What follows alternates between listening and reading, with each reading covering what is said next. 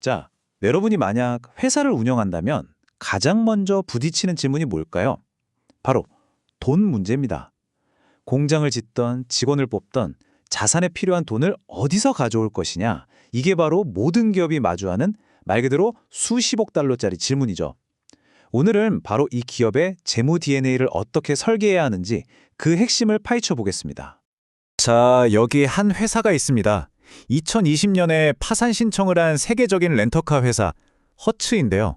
다들 코로나 때문이겠지라고 생각했죠. 근데요, 그게 다가 아니었습니다. 진짜 원인은 이미 그 회사의 재무 DNA 안에 숨어 있었어요. 바로 너무 많은 빚 때문이었죠. 이 사례를 보면 알 수 있듯이 돈을 어떻게 조달하느냐 하는 문제는요, 정말 회사의 생존을 결정짓는 핵심적인 사안이 될 수 있다는 겁니다. 그렇다면 이 기업의 재무 DNA라는 건 대체 뭘까요? 깊게 파고들면 복잡해 보이지만 사실 모든 건 딱 두 가지 선택으로 귀결됩니다. 남의 돈을 빌려 쓸 것인가, 즉 부채인가, 아니면 내 지분을 팔아서 자금을 마련할 것인가, 즉 자기 자본인가, 바로 이 둘 사이의 선택이죠. 전문 용어로는 이걸 자본구조라고 불러요. 뭐 어렵게 생각할 거 없고요. 그냥 회사의 돈줄이 어디서 오는지 그 구성표라고 보시면 됩니다. 그러니까 은행에서 빌린 돈이랑 주주들한테 투자받은 돈이 각각 몇 대 몇이냐, 바로 그 비율을 말하는 거예요. 자, 그럼 이들은 근본적으로 뭐가 다를까요? 부채는요, 말 그대로 약속입니다. 언제까지 원금이랑 이자 꼭 갚을게요 하는 약속이죠. 반면에 자기 자본은 동업에 가깝다고 볼 수 있어요. 우리 회사 지분 좀 드릴 테니 같이 한번 키워봅시다 하면서 미래의 성공을 나누는 거죠. 성격이 완전히 다르죠. 그럼 이런 질문이 들죠. 부채가 좋아요? 아니면 자기 자본이 좋아요? 뭐가 더 나은 선택일까요? 그런데요, 진짜 놀랍게도 노벨상까지 받은 한 이론에 따르면 어떤 특별한 상황에서는 이 선택이 전혀 중요하지 않다고 합니다. 이게 무슨 소리일까요? 지금부터 이 완벽한 세상의 신화에 대해 한번 들어보시죠. 그 주인공은 바로 모딜리아니와 밀러, 줄여서 M&M 이론입니다. 초콜릿 아니고요. 이분들의 주장은 정말 파격적이었어요. 피자 한 판을 생각해보세요. 기업의 가치가 이 피자 한 판의 크기라면 이 피자를 어떻게 조각내서 나눠 먹느냐는 전체 크기에 아무런 영향을 주지 않는다는 거예요. 즉, 회사의 가치는 그 회사가 가진 자산이 얼마나 돈을 잘 버느냐에 달린 거지 그 돈을 빚으로 마련했든 투자로 마련했든 상관없다는 겁니다. 자, 이 그래프가 바로 그 얘기를 하고 있는 겁니다. 좀 복잡해 보일 수 있는데 핵심은 진짜 간단해요. 만약에 세금도 없고 회사가 망할 걱정도 없는 그런 완벽한 세상이 있다면요. 빚을 쓰든 투자를 받든 회사 가치라는 파이의 전체 크기는 변하지 않는다는 거예요. 채권자랑 주주가 나눠 갖는 조각의 모양만 바뀔 뿐이죠. 하지만 우리 모두 알다시피 여긴 완벽한 세상이 아니잖아요. 그쵸?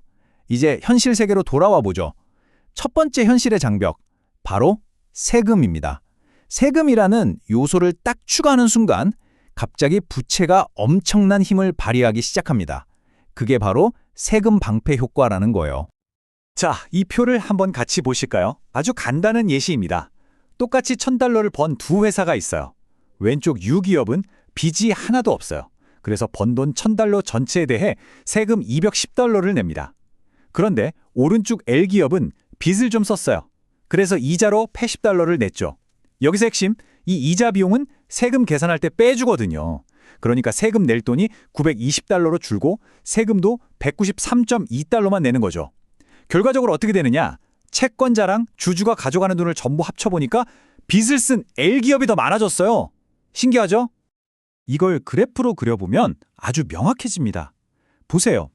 현실 세계에서는 부채 이자가 말 그대로 세금을 막아주는 방패 역할을 하는 거예요. 그래서 빚을 쓰면 쓸수록 이 절세 효과 때문에 기업의 전체 가치가 쭉쭉 올라가는 모습을 볼 수 있습니다. 하지만 여러분, 세상에 공짜 점심은 없다는 말이 있잖아요. 빚이 늘어날수록 그 뒤에 들이우는 그림자도 점점 짙어집니다. 이제 이야기의 클라이막스로 가볼까요? 부채가 가진 이점의 이면, 바로 그 위험한 대가에 대해서 말이죠. 자, 그럼 이런 생각이 들 수밖에 없죠. 빚을 쓰면 세금도 줄고 회사 가치도 올라간다고? 그럼 그냥 100% 다 빚으로 회사를 운영하면 최고 아닌가? 와, 진짜 합리적인 질문이에요. 하지만 바로 여기에 아주 무서운 함정이 숨어 있습니다. 빚이 감당할 수 없을 만큼 많아지면 회사는 재무적 공경이라는 늪에 빠지게 됩니다. 이때 발생하는 비용은요, 그냥 변호사 비용, 법원 비용 같은 서류상 숫장에서 끝나지 않아요. 정말 무서운 건 눈에 보이지 않는 비용들이에요. 저 회사 불안한데? 하면서 고객들이 떠나가고 똑똑한 직원들은 더 안정적인 회사로 이직하겠죠. 심지어 부품 대주는 회사들도 현금 먼저 안 주면 물건 못 줘. 이렇게 나오기 시작합니다. 순식간에 회사의 근간이 흔들리면서 가치가 와르르 무너지는 거예요. 그렇다면 대체 어쩌라는 걸까요? 해답은 바로 균형입니다. 부채가 주는 달콤한 세금 혜택과 부채가 가져오는 무서운 파산 위험, 이 둘 사이에 완벽한 균형점을 찾는 것, 이게 바로 상충이론의 핵심입니다. 자, 여기 두 그래프를 한번 비교해 보세요. 왼쪽은 세금 혜택만 생각한 아주 이상적인 세상이죠. 빚을 쓸수록 가치가 그냥 쭉 올라가요. 하지만 진짜 현실은 오른쪽 그래프입니다. 보세요. 빚이 어느 정도까지는 가치를 높여주다가 특정 지점을 넘어서는 순간 파산 위험이라는 비용이 세금 혜택보다 더 커지면서 오히려 회사 가치가 뚝 떨어지기 시작하죠. 네, 바로 저 지점. 저기가 오늘 이야기의 모든 것이라고 할 수 있습니다. 기업 재무팀이 밤을 새워가며 찾는 게 바로 저거예요. 가중평균 자본비용, 영어로는 WACC라고 하는데 이 자본 조달 비용을 가장 낮게 만드는 최적의 부채 비율, D프라임을 찾는 거죠. 왜냐? 바로 저 지점에서 기업의 가치가 최고점을 찍기 때문입니다. 여기가 바로 기업 재무의 스윗 스팟인 거죠. 아니 근데 이 균형점 찾는 게 도대체 왜 그렇게 중요할까요? 이게 그냥 재무팀 회계장부상의 숫자에 불과한 게 아니에요. 생각해보세요.